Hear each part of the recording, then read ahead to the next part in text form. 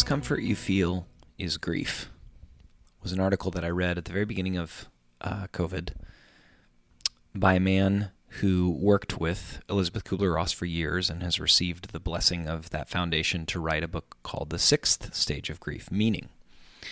And I was really enjoying the book for about 2 weeks. It's hard to read because I have had a significant amount of grief in my life, shared and my own. And then I stopped reading it because we're in the middle of the grief, and meaning is not going to come about in any substantial way until after the event causing the grief is over. And even then, I think it will be quite a while. A good friend of mine lives in St. Louis and happens to be a dentist, was laughing and leaving me a voicemail about how he's watching everyone grieve. And he lost a child a number of years ago, and as he watches people around him, friends and neighbors and coworkers, he remembers his own stages of grief through the loss of his child, and he's watching everyone in his community go through something quite similar. And at first, when I realized how profoundly we are collectively grieving, and it's the whole world, I thought, what do I know about grief? And then I realized I'm a pastor.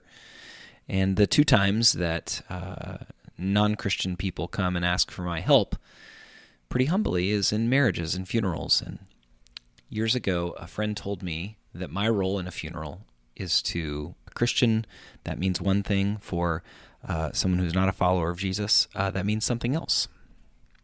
Paul describes this as learning to grieve with hope in his letter to the Thessalonians. He actually says, don't grieve as those with no hope. But the encouragement is not to run to hope.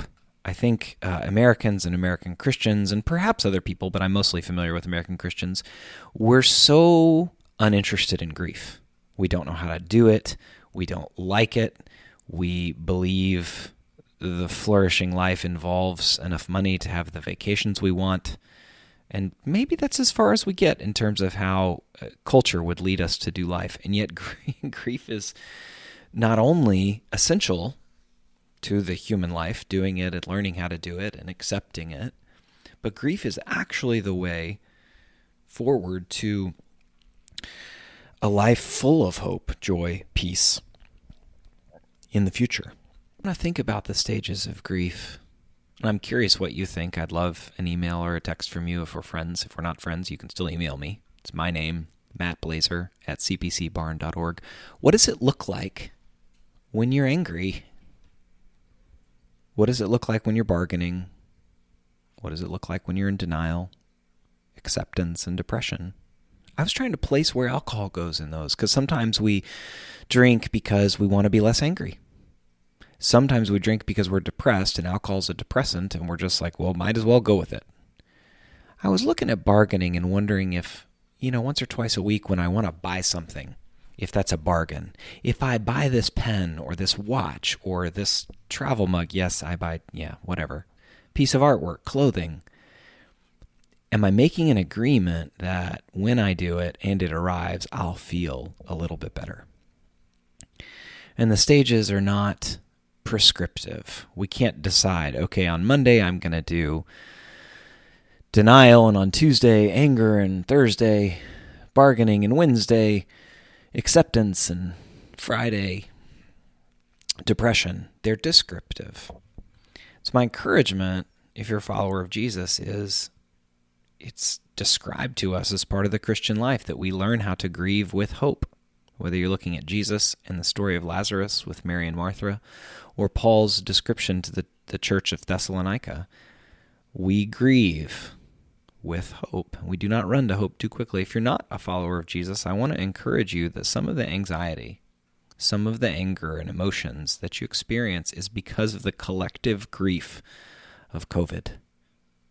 And the sooner we acknowledge that, I think the sooner that we can actually own it and embrace spiritual practices or exercise or friendship or all the other tools given to humans to help us grieve, to own what's happening, and to move forward. Of course, this is not the good news. The good news is Jesus, who loves and likes us and calls us his own and gives us the foundation upon which to live a flourishing life in this life and the next, and even the one after that. But I think it is important to remember that we're grieving. And that's an encouragement if it's true. And if it's not true, why are you listening? Haha, just kidding. That's it for 5 more minutes this week.